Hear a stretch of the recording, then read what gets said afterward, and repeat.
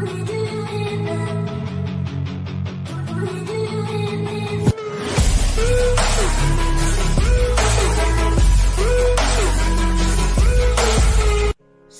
sahabat Ephata Kebenaran. Senang sekali bisa bertemu kembali dengan sahabat di channel ini.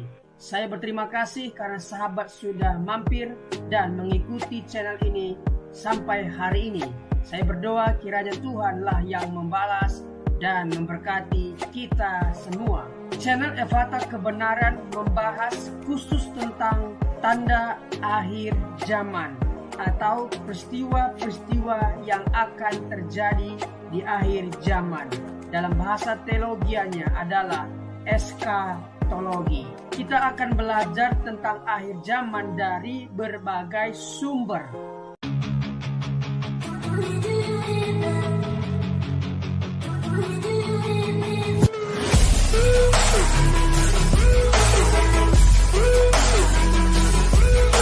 Datang ke tempat ini tentunya dengan sebuah kerinduan kita semakin lagi lebih mengerti rencana dan kehendak Tuhan dalam hidup kita. Amin. Saudara, mari kita buka langsung saja dalam 2 Petrus pasal yang ketiga. 2 Petrus pasal yang ketiga. Ya, ini memang lagi panas ya. Mungkin neraka sudah mulai bocor.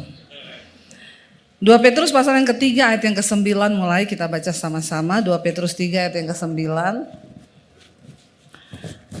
Firman Tuhan berkata di sana demikian, ya 1, 2, 3 kita baca. Tuhan tidak lalai menepati janjinya sekalipun ada orang yang menganggapnya sebagai kelalaian. Tetapi ia sabar terhadap kamu karena ia menghendaki supaya jangan ada yang binasa, melainkan supaya semua orang berbalik dan bertobat.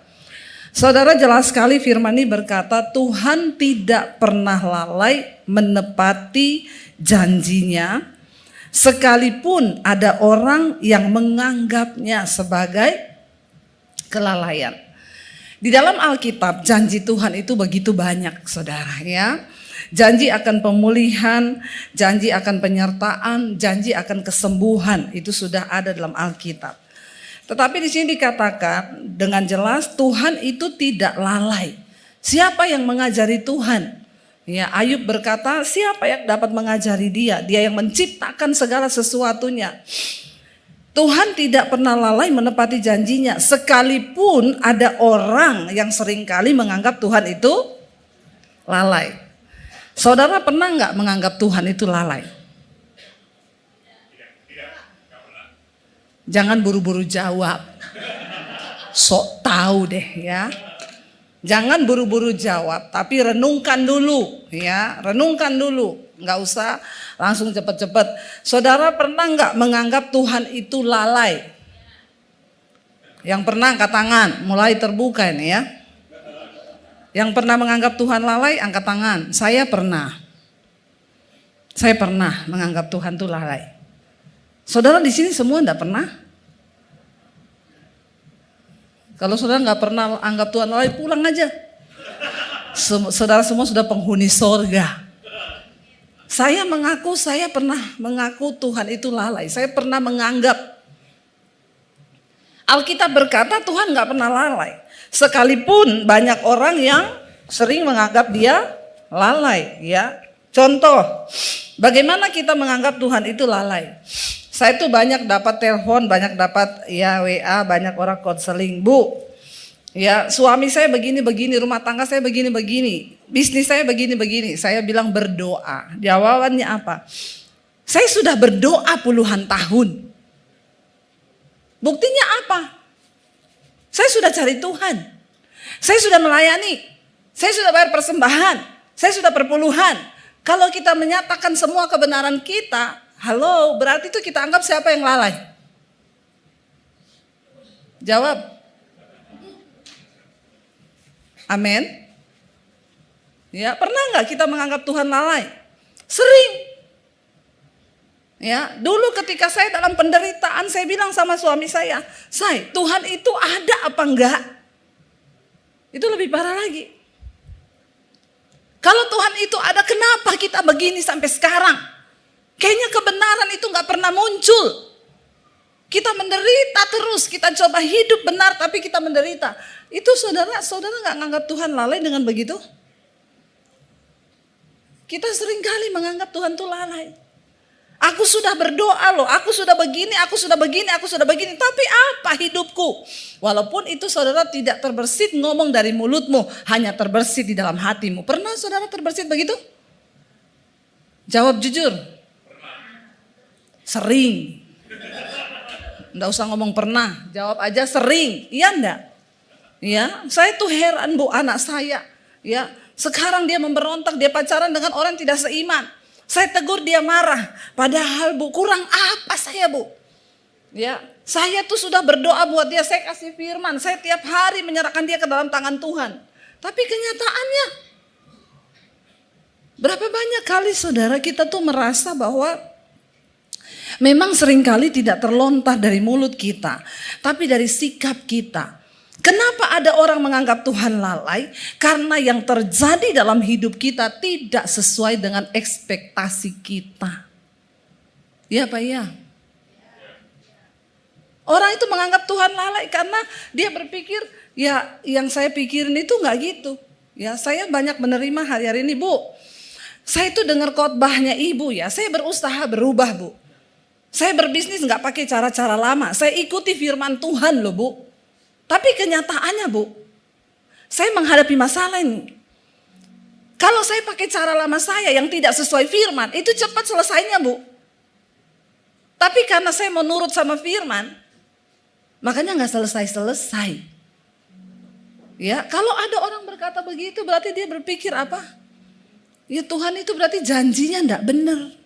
Kenapa itu bisa terjadi? Karena kita semua punya ekspektasi, kita itu semua punya keinginan. Dan kalau keinginan itu tidak terjadi sesuai yang kita mau, maka kita menganggap bahwa Tuhan itu lalai. Tuhan lalai. Saudara, percayalah di hidup kita ini tidak semua akan terjadi sesuai dengan maunya kita. Kalau saudara mau yang terjadi sesuai dengan maumu, ya sudah kau saja jadi Tuhan. Iya Pak ya. Ya, di Sulawesi sana ada anak namanya Ungke saudara. Dia itu kerjaannya petik coklat, dia jemur coklat hasil tanah cengkeh. Waktu dia jemur panas dia keluarin semuanya. Begitu udah keluar hujan, dia masukin lagi. Lalu panas lagi, dia berdoa Tuhan kasih panas. Ungke mau jemur cengkeh. Begitu panas dia keluarin lagi. 5 menit mendung lagi hujan, dia tarik lagi masuk. 3 kali dia berdoa Tuhan kasih panas. Ungke mau jemur cengkeh ini. Lalu ketiga kali panas lagi dia keluarin. Habis itu mendung lagi. Terakhir dia keluar di luar, dia lihat ke langit. Dia bilang kalau engkau tidak bisa atur tuh cuaca, engkau turun. Ungke naik ke atas, ungke yang atur tuh cuaca. Karena dia pikir ya dia apa yang dia mau tuh gak sesuai dengan yang dia harapkan yang terjadi dalam hidupnya. Kita semua manusia berharap ya semuanya baik. Pekerjaan kita baik, anak-anak kita baik, keluarga kita baik. Tapi kan hidup ini kita gak bisa pegang kendali kan. Yang kita mau belum tentu itu yang Tuhan mau, amin. Karena itu dikatakan banyak orang menganggap Tuhan itu lalai. Karena sesuatu terjadi di luar kemauannya. Hidup ini, saya tuh dengar cerita hari-hari itu ngeri-ngeri saudara. Ya, saya terima konseling, ya Bu, saya itu mau konseling sama Ibu. Kemarin saya ketemu orang, kenapa? Pusing Bu, ya pusing kenapa? Ngurus kerjaan.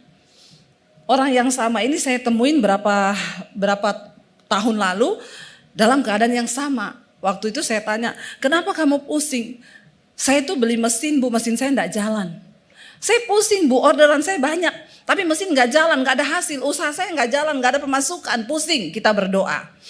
Kamu berdua rumah tangga dipulihkan, semuanya jalan, bagus ya. Tuhan pasti memberkati, yang penting hidup damai bersama. Jangan berantem terus. Karena waktu itu mereka berantem terus sampai mau cerai. Akhirnya berdamai saudara. Ayo berdoa, sertakan Tuhan. Berdoa sertakan Tuhan. Karena beli mesin itu dari luar negeri harganya miliar.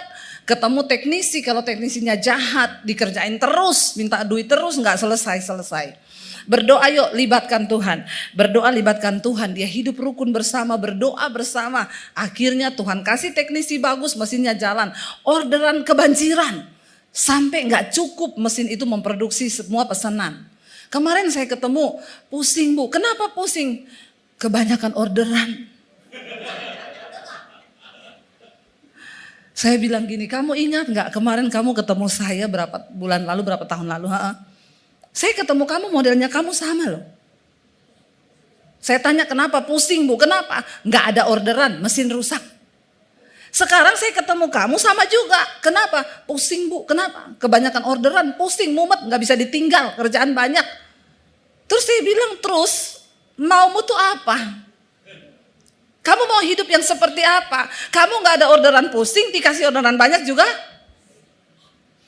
Terus maumu tuh apa? Kalau saya jadi malaikat saya mau tanya kamu tuh maunya apa? Lo bener gak saudara? Gak ada kerjaan pusing, gak ada orderan pusing. Dikasih banyak orderan sampai gak mampu juga tetap. Jadi saudara pilih yang mana? Sama-sama pusing orang itu kan. Dari sini saya tuh semakin belajar saudara. Ternyata manusia itu. Memang manusia itu keinginannya tuh gak pernah puas. Dan sesungguhnya saya selalu berkata, kita ini hidup mau sekaya apapun saudara. Yang kita makan ya sehari itu cuma 3 kali tuh kita bisa makan tuh. Ada yang makan sehari 12 kali di sini? Anda bukan manusia. Ya pasti ada jin di dalam tubuhmu. Kita tuh sekaya apapun makan cuma 3 kali. Saya melihat banyak orang hidup di dunia ini kasihan saudara. Ya mereka bekerja siang sampai malam, uangnya aja di rekening puluhan miliar. Tapi mereka tuh gak bahagia. Lalu apa sih arti hidup ini? Sampai banyak yang menuduh Tuhan itu lalai. Dikasih berkat pusing, gak dikasih berkat juga pusing. Ya makanya Alkitab berkata ada orang itu yang aku melihat sebuah kesia-siaan di bawah matahari ini, orang yang diberikan Tuhan harta tapi tidak diberi kuasa untuk menikmatinya. Ini orang yang hidup di bawah kutuk saudara. Mari kita percaya bahwa Tuhan itu ya dia menepati janjinya, tetapi banyak orang menganggapnya sebagai sebuah kelalaian. Tetapi dikatakan ia sabar terhadap kamu. Kalau Tuhan tidak sabar, maka sudah mati kita ini semua, benar nggak? Ya, setiap hari ada aja tuntutannya sama Tuhan. Makanya Bapak Ibu, kita ini datang ke gereja malam ini, kita datang, kita mau cari Tuhan, kita ketemu Tuhan. Karena waktu engkau ketemu Tuhan, masalahmu besar, masalahmu kecil, engkau ketemu Tuhan itu jawaban. Amin. Kita datang ke tempat ini saudara bukan hanya mau senang-senang, nyanyi-nyanyi, lompat-lompat. Kalau cuma kayak gitu di diskotik juga bisa.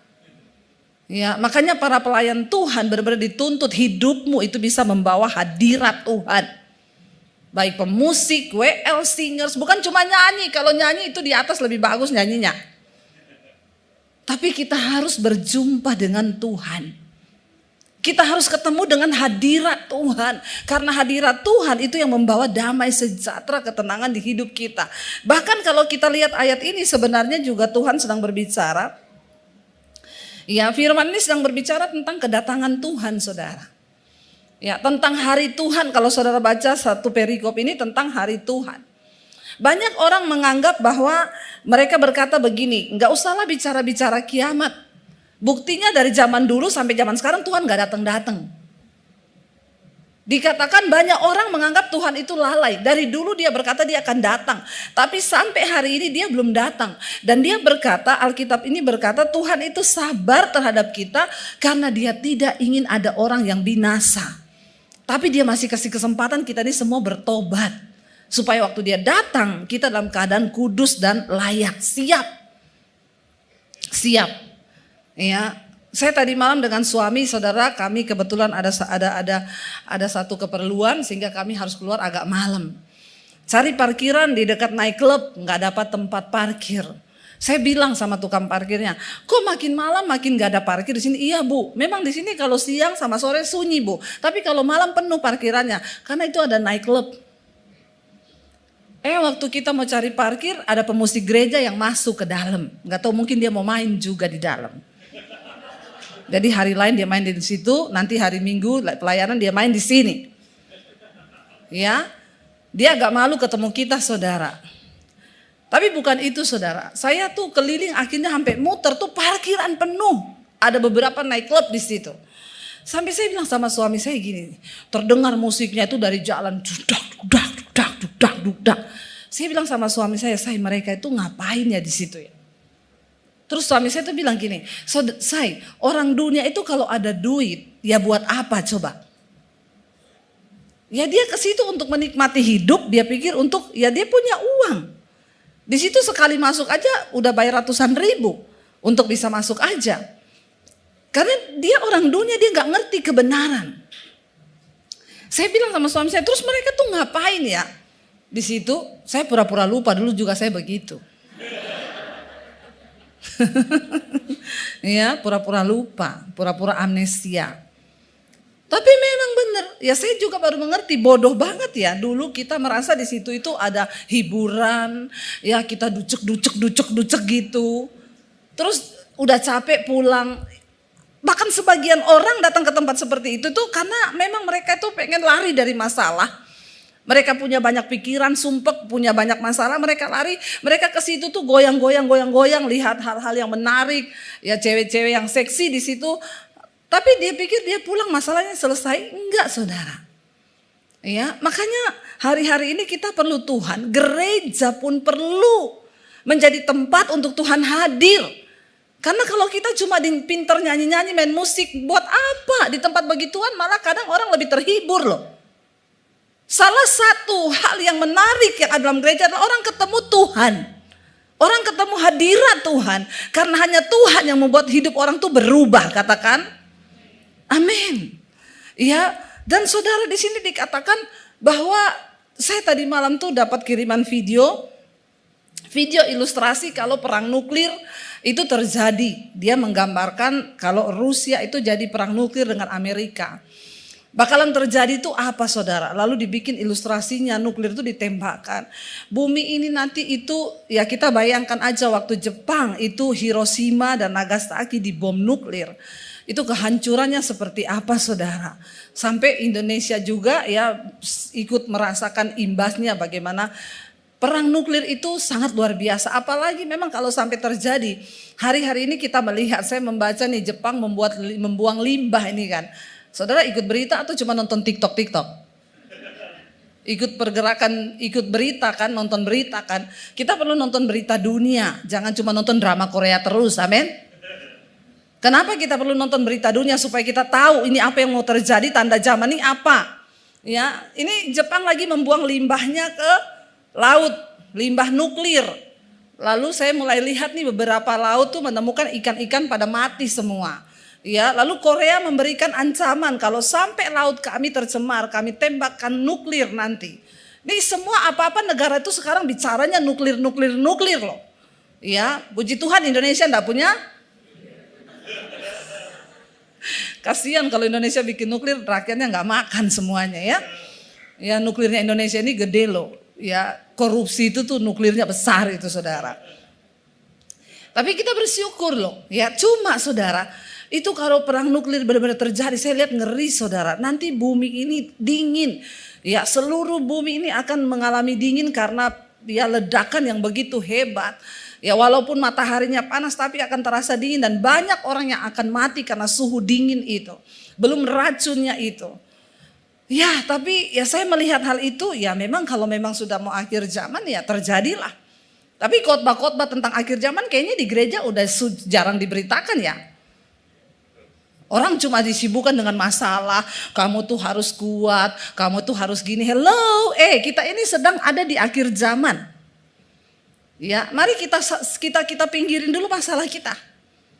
Waktu kita tahu kita sedang dipersiapkan menjadi mempelai yang layak untuk masuk di dalam perjamuan kudus anak domba Allah, maka mau atau tidak saudara, berhenti baper, lebay, alay, ya kita harus melihat bahwa kita ini sedang dipersiapkan. Bukan orang sembarangan yang akan masuk surga. Hari demi hari kita ini harus hidup bertanya, Tuhan, apa yang sudah aku lakukan bagi kehendak-Mu? Apa Tuhan? Kita baca saudara ayat yang ke-10 karena itu dikatakan di sana. Jadi Tuhan itu belum menepati janjinya sampai hari ini tentang kedatangannya. Karena dia ingin memberi kesempatan manusia itu berbalik dan bertobat. Tinggalkan dosa, datang kepada Tuhan. Ayat 10 berkata, baca bersama. Tetapi hari Tuhan akan tiba seperti pencuri. Pada hari itu langit akan lenyap dengan gemuruh yang dahsyat. Dan unsur-unsur dunia akan hangus dalam nyala api. Dan bumi dan segala yang ada di atasnya akan hilang lenyap. Rumahmu hilang? Hilang. Mobil hilang? Hilang. Semuanya akan hilang lenyap. Perhatikan dikatakan, tetapi hari Tuhan akan tiba seperti pencuri. Kemarin di Palu terjadi gempa 6,3 skala Richter. Palu yang pernah mengalami tsunami hebat, likuifasi, itu tanah terbelah saudara. Dan benar-benar itu ya waktu kita datang ke sana, keluarga saya masih di Palu semua. Ada satu perumahan yang benar-benar terkubur hidup-hidup, hilang. Sampai sekarang itu jadi tanah lapang. Gak ada apa-apa, padahal dulu itu perumahan padat penduduk. Waktu gempa itu terjadi likuifasi, ada lumpur yang keluar dan semua rumah itu jatuh ke dalam dan terkubur hidup-hidup. Itu terjadi loh, itu terjadi. Kemarin ketika gempa lagi menggoncang di tempat yang sama titiknya, semua orang berlari keluar ketakutan. Tapi kayaknya memang Tuhan perlu bikin begitu karena sekarang mulai lupa lagi. Mulai lupa lagi, yang selingkuh mulai selingkuh lagi. Sekarang homo banyak lagi, yang homo-homo. Yang lesbi banyak, yang pelakor mulai banyak lagi. Ya, gereja tidak sungguh-sungguh berdiri, gereja nggak sungguh-sungguh berdoa. Ya, gereja itu hanya jadi nggak tahu apa sekarang. Ya perlu, Tuhan itu bikin begitu perlu untuk ingetin lagi. Ya, adik saya telepon, gimana aman? Ya gimana aman ya, kita lari keluar dari rumah, itu loteng bunyinya krok krok krok krok krok krok. Dan yang mereka ingat langsung, waduh peristiwa itu. Mayat bergelimpangan, orang hilang saudara karena ditelan bumi. Alkitab bilang tuh belum ada apa-apanya. Ya, belum ada apa-apanya. Hari Tuhan akan datang seperti pencuri, ya. Kalau seperti pencuri dikatakan itu berarti nggak ada satu orang pun yang tahu. Nggak ada pencuri datang ngomong-ngomong, nanti malam saya mau datang ke rumahmu ya, mau ngapa? Mau nyuri. Nggak ada. Namanya pencuri itu datang diem. Ya tiba-tiba dia datang. Nggak ada yang kasih tahu dia datang. Pada hari itu langit akan lenyap dalam gemuruh yang dahsyat. Dan unsur-unsur dunia akan hangus dalam nyala api. Ini yang tulis Alkitab loh, bukan saya. Saudara, kalau dikatakan bahwa pada hari itu langit akan lenyap, gemuruh yang dahsyat, unsur dunia akan hangus dalam nyala api, kira-kira itu pemandangan yang seperti apa? Wow, itu menakutkan sekali. Menakutkan sekali. Ya, langit lenyap, tiba-tiba gemuruh yang hebat turun dan dunia ini akan hangus dalam nyala api. Ya, dan bumi dan segala yang ada di atasnya akan hilang lenyap. Ya, bayangkan saudara kalau itu terjadi. Saya hanya pengen kita bangun dari tidur. Ingat, kita harus sungguh-sungguh mempersiapkan hidup kita menjelang kedatangan Tuhan. Ayat yang ke-11 dikatakan di sana, baca bersama ayat yang ke-11. Apa respon kita? Ayat 11 berkata 1, 2, 3.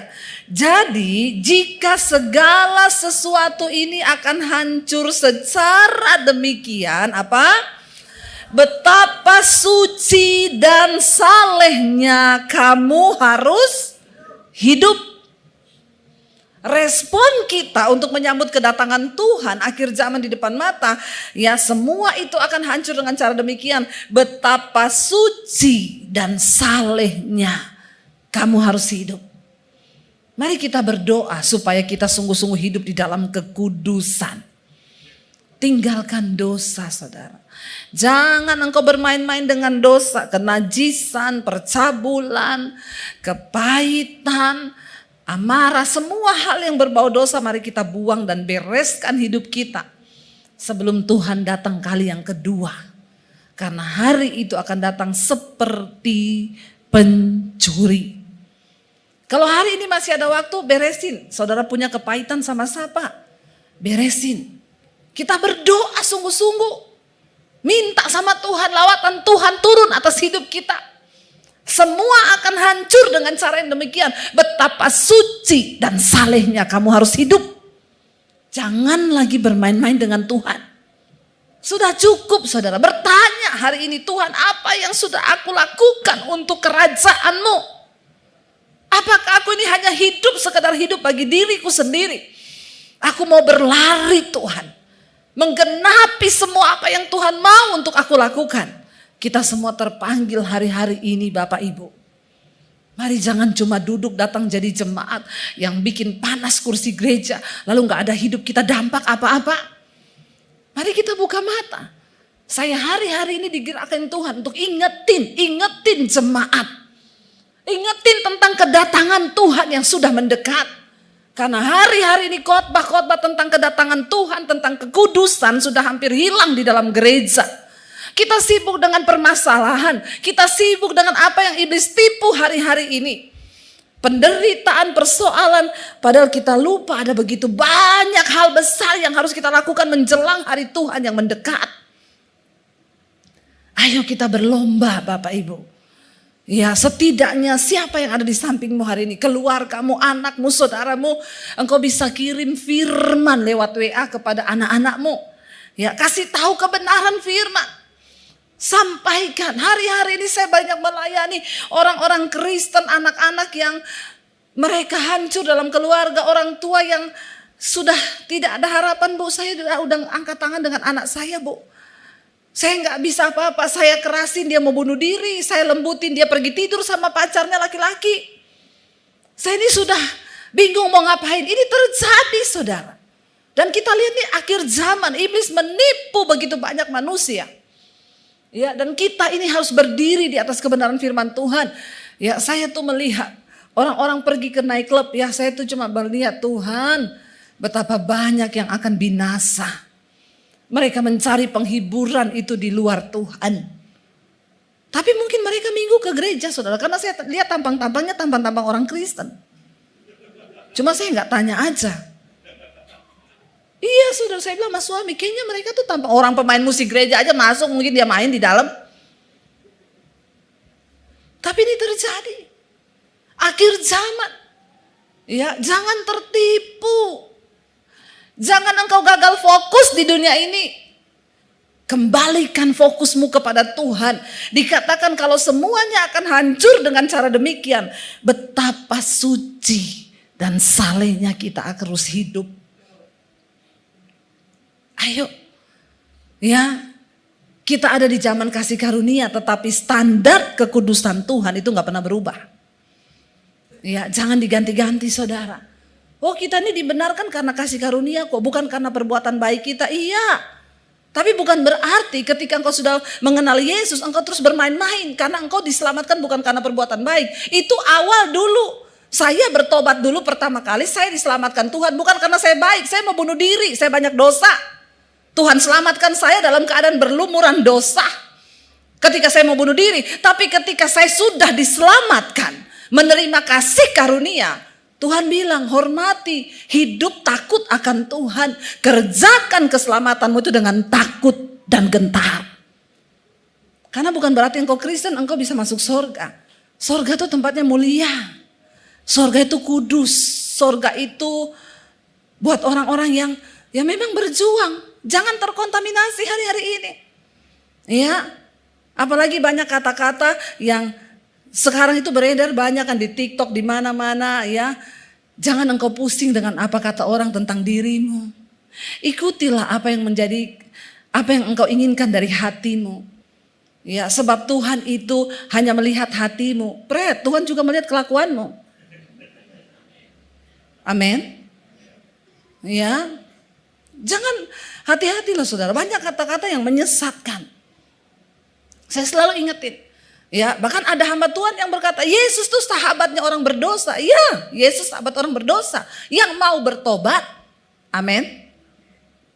Bukan orang yang terus tinggal dalam dosa. Banyak hal-hal yang sehari-hari ini abu-abu.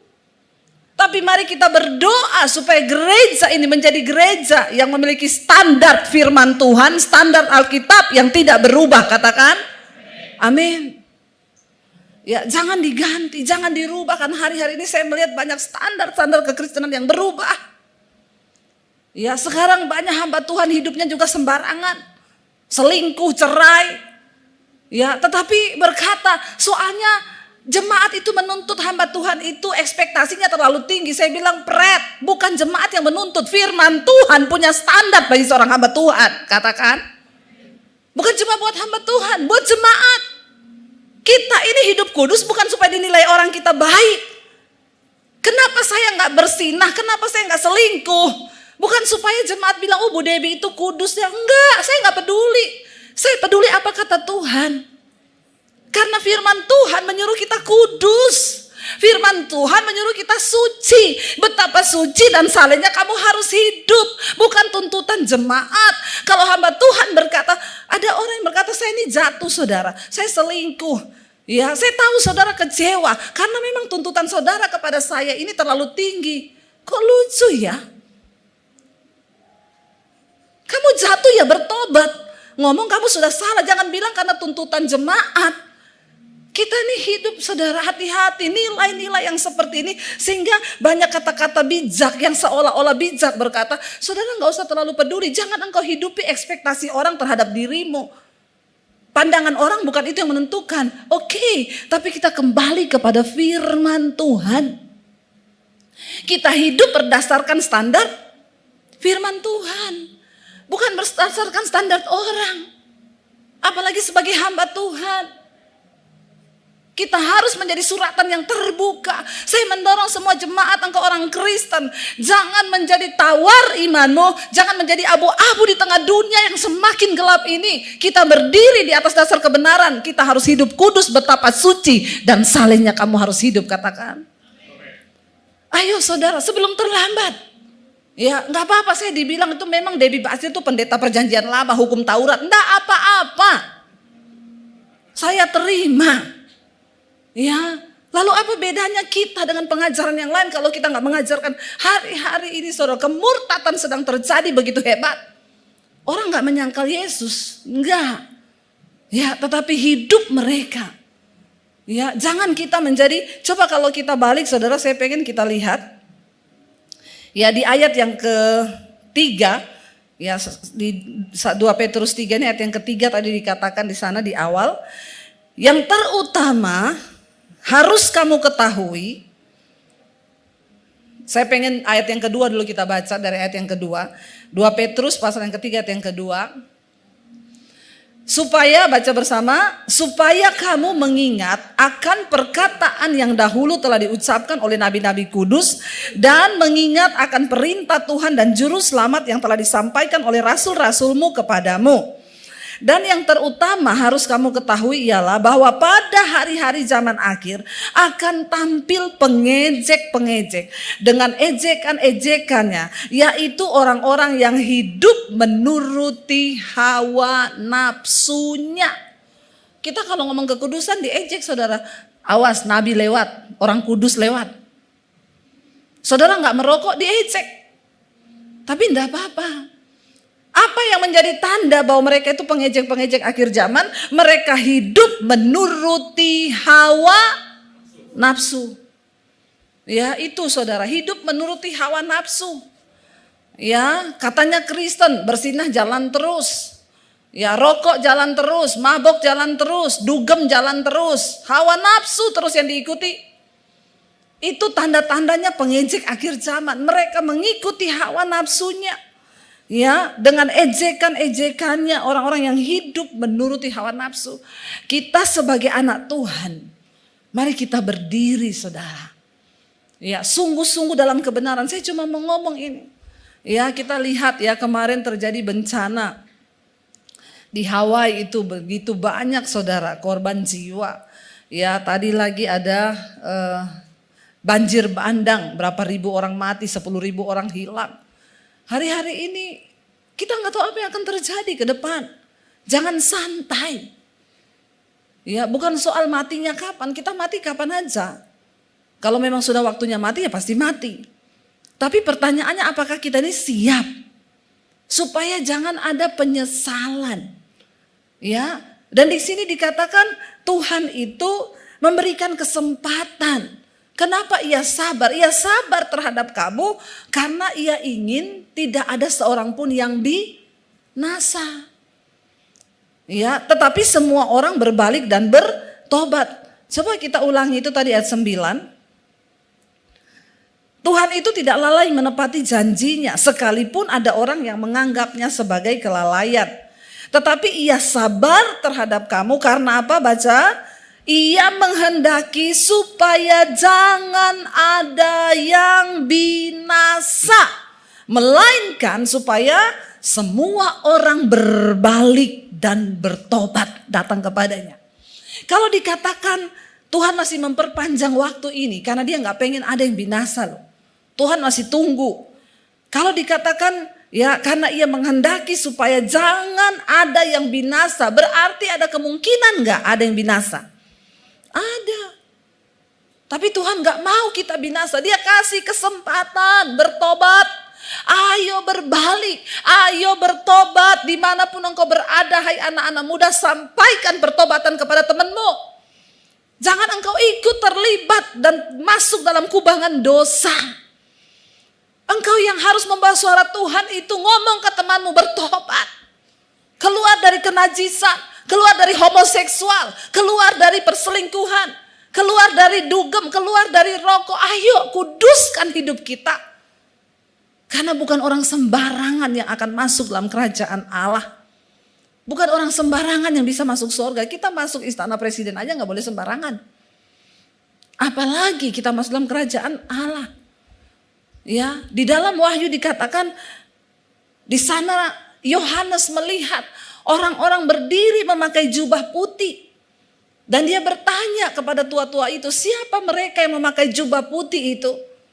Tua-tua itu berkata, mereka adalah orang-orang yang keluar dari kesusahan yang besar di bumi. Tapi mereka berhasil menjaga jubahnya tetap putih dalam darah anak domba Allah. Amin saudara. Tuhan gak mau kita main-main saudara. Ayo kita ini sungguh-sungguh hidup dalam pertobatan. Kita sungguh-sungguh berbalik. Selama masih ada kesempatan, ada waktu. Mari saudara. Ya, hari-hari ini Tuhan terus mendorong saya bicara tentang akhir zaman. Saya gak tahu kenapa. Tapi sebagai hamba Tuhan saya hanya mau taat bicara. Sampaikan tentang akhir zaman, tentang pertobatan. Orang harus berbalik kepada Tuhan, datang kepada kekudusan, tinggalkan dosa. Waktu kita sungguh-sungguh hidup dalam kekudusan, kita akan kuat mengalami semua penderitaan. Ya, hidup ini saudara.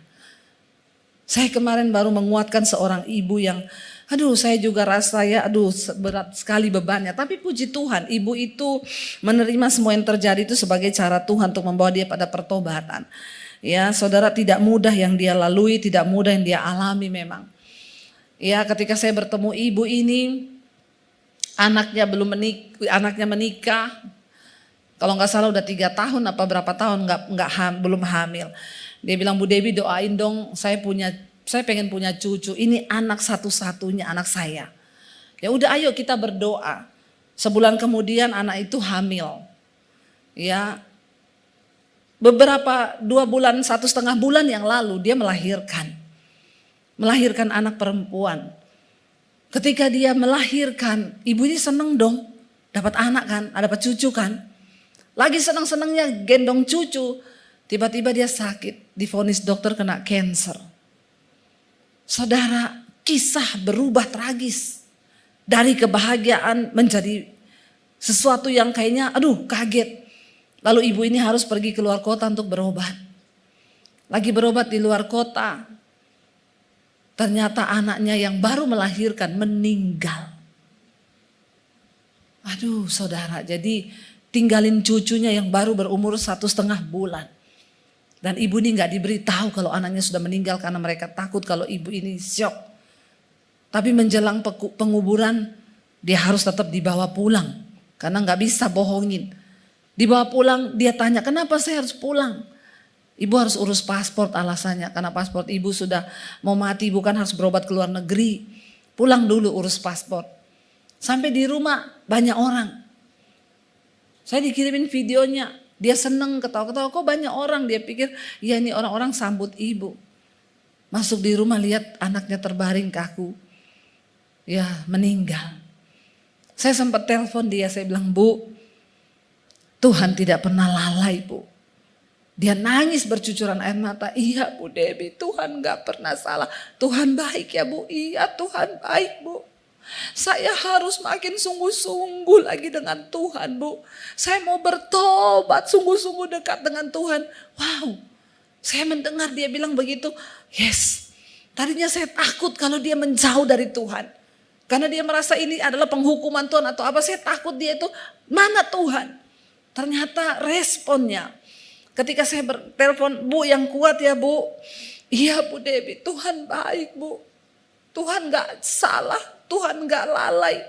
Saya harus sungguh-sungguh lebih lagi mencari Tuhan Bu. Saya mau lebih dekat lagi sama Tuhan. Inilah hidup. Kita gak pernah tahu saudara. Tapi makanya mari kita dekat dengan Tuhan. Kita gak punya cukup kekuatan menghadapi banyak hal di dunia ini. Hanya satu kekuatan kita. Waktu kita dekat dengan Tuhan. Ya, saya tidak berhutang lagi. Saya sampaikan hari ini kepada saudara. Firman Tuhan berkata bahwa ketika Tuhan datang, langit ini akan hangus dalam nyala api yang begitu hebat. Dan jika segala sesuatu ini akan hancur secara demikian, betapa suci dan salehnya kamu harus hidup. Ayat 12 dikatakan apa? Yaitu kamu yang apa? Yang menantikan dan mempercepat kedatangan hari Allah. Pada hari itu langit akan binasa dalam api dan unsur-unsur dunia akan hancur karena nyalanya. Kita dikatakan adalah orang-orang yang mempercepat kedatangan Tuhan. Siapa yang mau Tuhan cepat datang? Hanya sedikit ya, yang lain masih suka di dunia. Ya, saudara, kalau Tuhan datang, kita nih pindah loh dalam kerajaan damai. Dunia ini bukan tempat kita, di sini nih kita cuman transit. Ada orang berangkat mau lama-lama di negeri transit? Enggak ada tuh. Orang itu pergi ke luar negeri kalau transit, dia mau lama-lama enggak di situ? Yo kagak, namanya juga ya hanya terpaksa transit. Nah, Alkitab berkata di dunia ini kita cuma perantau. Kalau namanya perantau itu pasti pengen pulang kampung. Kampung kita di mana? Di sorga, bukan di sini. Tapi banyak orang yang sudah terlanjur cinta dengan dunia. Makanya gak kepengen Tuhan datang. Kita harus sepakat dulu. Kita adalah orang-orang yang mempercepat kedatangan Tuhan. Siapa yang mau cepat Tuhan datang? Ampuni mereka Tuhan. Karena mereka tahu tapi mereka pura-pura tidak tahu. Ini Alkitab yang ngomong loh. Ya, yaitu kamu ya yang menantikan dan mempercepat kedatangan hari Allah itu. Ya, pada hari itu langit akan binasa dalam api dan unsur-unsur dunia akan hancur karena nyalanya. Diulangi lagi. Tetapi sesuai dengan janjinya siapa? Kita, saudara dan saya menantikan apa? Langit yang baru dan bumi yang baru. Di mana di sana terdapat kebenaran. Ini akhir zaman. Ya, saya baca berita, saudara, dengar berita di China, Alkitab itu diubah. Ya, Yesus adalah seorang pembunuh dan pendosa. Ya, dia bukan Tuhan. Ayat-ayatnya dirubah, tapi puji Tuhan di Indonesia sekarang ya bukan lagi hari kenaikan Isa Al-Masih, tapi hari kenaikan Yesus Kristus. Amin. Tepuk tangan dong buat Tuhan. Yesus Kristus diakui. Saudara, ini tanda-tanda zaman. Akan terjadi penyesatan yang hebat. Ya, karena dilihat di sana kekristenan dihambat, diterjang, ditentang, dibunuh, semakin merambat. Kristen di China itu beda sama Kristen di Indonesia memang. Kristen di Indonesia itu kalau kesaksian ya, saudara, rumah saya mau dimasukin maling. Tuhan bekerja, malingnya kesangkut di pagar duri. Nanti jemaat tepuk tangan semua itu. Dahsyat, Tuhan hebat. Kesaksian di China. Saya tuh punya anak. Anak saya ini masih kecil. Ya, dia masih remaja. Dia terima Tuhan Yesus. Saya pukulin anak saya ini. Karena dia jadi Kristen. Dia disiksa di mana-mana anak ini. Ya, tetapi dia semangat memberitakan Injil terus. Kemanapun dia pergi, satu saat dia mati kecelakaan. Anak yang cinta Yesus ditabrak mati kecelakaan. Ini kesaksian indahnya di mana? Nggak ada orang Kristen tepuk tangan kalau kesaksian begini, iya Pak ya? Kalau Kristen di Indonesia kayak gini nggak tepuk tangan. Karena kebanyakan nonton drama Korea. Sama film India. Sama sinetron di Indonesia, happy ending. Kalau begini enggak. Tapi ketika anak itu meninggal, orang tuanya bertobat terima Yesus. Teman-temannya bertobat terima Yesus melihat imannya. Setiap hari ada yang diselamatkan. Karena iman dari anak kecil ini saudara. Saudara, ya Kristen di China itu beda sama Kristen di Indonesia. Kenapa? Karena di sana mereka ditentang, dianiaya, menderita. Mau nyanyi aja ngomong kata-kata Yesus gak boleh. Coba berdoa di kereta api, ketahuan Kristen dibunuh. Ya kita di restoran boleh berdoa. Nggak ada yang berdoa kalau makan. Iya Pak ya. Nggak usah angkat tangan. Kita punya kesempatan untuk bersaksi tentang iman kita, belum dilarang. Tapi nggak ada yang berani bersaksi. Nggak ada yang berani cerita tentang Tuhan. Bahkan di gereja pun, di komunitas Kristen pun hilang omongan tentang Tuhan tuh udah nggak ada. Ya, kalau ketemu ngegosip. Makanya anak SD ditanyai, ciri-ciri makhluk hidup apa? Ditanya gurunya, dia bilang, ciri-ciri makhluk hidup itu bergosip, ngerasain tetangga. Gurunya bilang, gak boleh gitu. Aku lihat makku hidup tiap hari ngerasain orang, cerita orang, berarti kan tuh ciri-ciri makhluk hidup. Bener juga anak itu. Ya, ciri-ciri makhluk hidup itu bergosip kata dia. Ya, saudara, Kristen di China sama Kristen di Indonesia itu beda. Ya, kita di sini khotbahnya harus tentang mujizat terus, karena kalau enggak kepahitan jemaat. Ngomong selingkuh, ngomong ini, coba berani, enggak banyak yang enggak suka, kupingnya panas. Ya, harus yang mujizat, saudara ada mujizat. Ya, ngasih persembahan aja harus diiming-imingi. Kalau saudara ngasih persembahan, Tuhan akan kembalikan berlipat kali ganda. Pret banget enggak? Ya, kayaknya Tuhan tuh utang terus sama kita. Maka harus diiming-imingi. Kalau saudara menabur begini, saudara akan kembali berlipat kali ganda. Ya, kalau saudara percaya Yesus, saudara akan gini. Stop saudara. Ayo kita bertumbuh menjadi jemaat yang dewasa. Amin. Yang berkata, Tuhan walaupun gak engkau balikin, kasih Tuhan tuh udah cukup luar biasa bagi saya. Ya. Makanya saya kadang-kadang kalau sesuatu orang ngomong, Bu Tuhan berkati, Tuhan balaskan berlipat kali ganda. Saya bilang enggak, Tuhan sudah memberikan terlalu banyak buat saya. Enggak ada yang perlu Tuhan balaskan lagi. Kok Tuhan balas semua udah Tuhan berikan. Bahkan nyawanya udah diberikan buat kita. Kita harus tahu diri, hari ini kita hidup untuk apa? Engkau hidup untuk berbuah. Jangan cuma pusing dengan dirimu sendiri saudara. Kalau engkau berkata kiamat masih lama, setidaknya kiamat kecil itu dekat apa? Kematian. Ya, saya selalu ingetin, ayo kita sungguh-sungguh hidup dalam Tuhan. Nggak ada yang tahu hidup ini.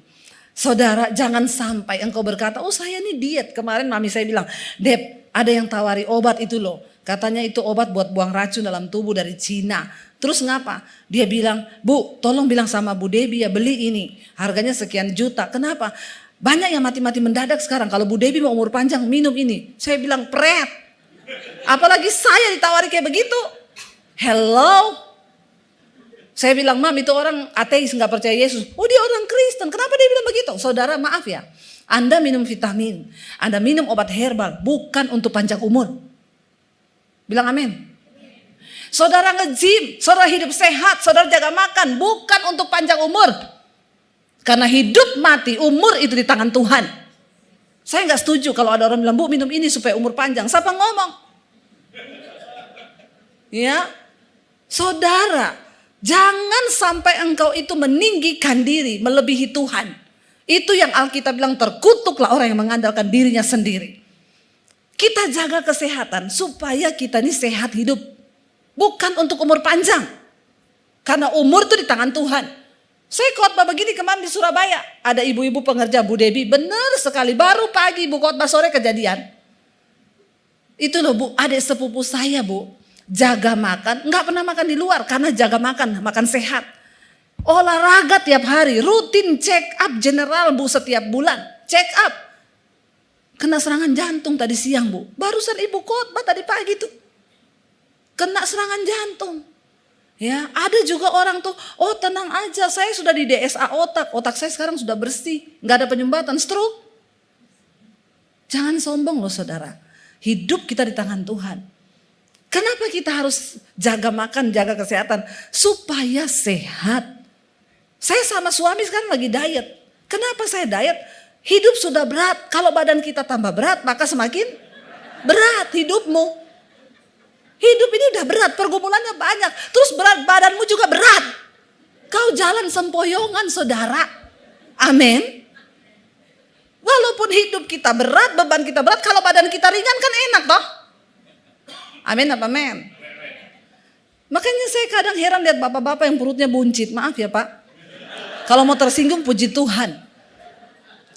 Kadang saya ngomong sama suami saya itu bapak tuh loh, astaga aku nih pernah hamil 9 bulan tok ya.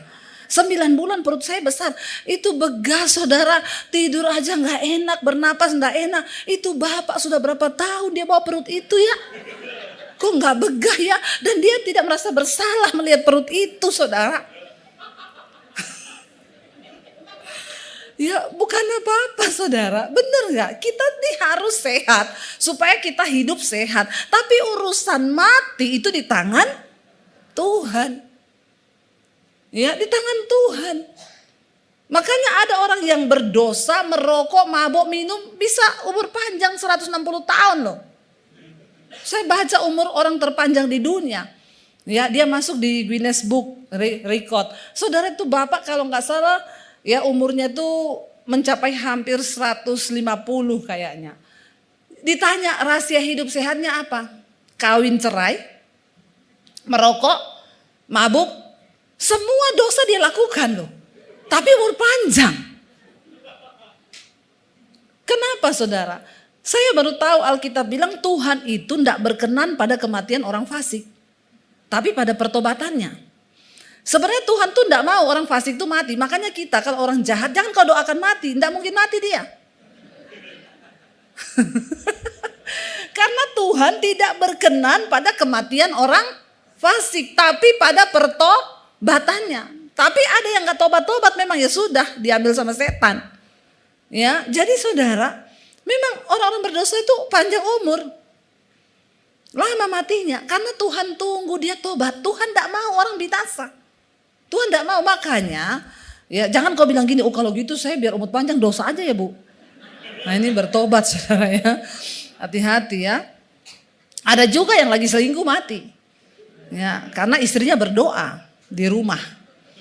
Ya kebanyakan bohong, istrinya berdoa, Tuhan dimanapun suami saya berada jamah dia Tuhan. Lagi selingkuh, lagi bersinah di jamah Tuhan. Mati saudara. Mati ya, lagi berdosa toh. Hati-hati. Jadi saudara hidup ini kita nggak tahu apa yang akan terjadi ke depan. Jangan andalkan kekuatanmu. Ayo cari Tuhan. Ayo hidup sepadan dengan panggilannya, dengan kebenarannya. Jaga kekudusan. Di sana dikatakan kita ini orang-orang yang mempercepat kedatangan hari Tuhan. Tapi jangan takut. Kita menantikan langit yang baru dan bumi yang baru. Di sana tidak ada polusi. Nggak ada. Saudara mau hidup di langit yang baru dan bumi yang baru? Saya tuh ketemu dengan orang-orang yang pernah mati. Ya pernah dibawa Tuhan mati. Itu semua ngomong kematian tuh indah. Mati tuh indah. Ya, mati itu indah. Semua tuh ngomong, enak Bu, saya dibawa di padang yang begitu indah Bu. Tenang di sana. Tapi suruh pulang lagi. Ya, saya pernah rasa begitu, saya tidur nyenyak banget saudara. Saya kayak di satu tempat yang begitu indah. Tiba-tiba ada suara yang bilang gini, kalau kamu tidur terus kamu mati loh. Tapi saya gak kepengen bangun, saya pengen tidur terus karena enak banget memang. Tempat itu indah. Tapi saya ingat, kalau saya mati suami saya kawin lagi, saya bangun. Cepet-cepet saya bangun. Enak aja dia kawin lagi saudara ya. Jadi saya bangun, itu yang membuat saya cepat bangun saudara. Bukan itu ya, saya bilang kalau saya mati anak-anak masih kecil dia kawin lagi. Wah anak-anak saya dapat ibu tiri lebih kejam dari ibu kota. Ya, tapi enggak, kalau ibu tirinya bertobat kagak. Ya saudara, mari kita sungguh-sungguh hidup dalam Tuhan, enggak usah takut. Ya kapanpun Tuhan mau panggil kita, ini orang yang mau percepat kedatangan Tuhan. Karena itu saudara ayat 14 dikatakan di sana, sebab itu saudara-saudaraku yang kekasih, saya undang imam musik maju. Sambil menantikan semuanya ini, dikatakan apa? Kamu harus berusaha supaya kamu kedapatan tak bercacat dan tak bernoda di hadapannya dalam perdamaian dengan Dia. Amin. Ayo kita berusaha supaya kita tidak kedapatan bercacat dan bernoda. Bayangkan loh, nggak boleh cacat, nggak boleh ada noda. Ya, noda aja nggak boleh, apalagi selingkuh.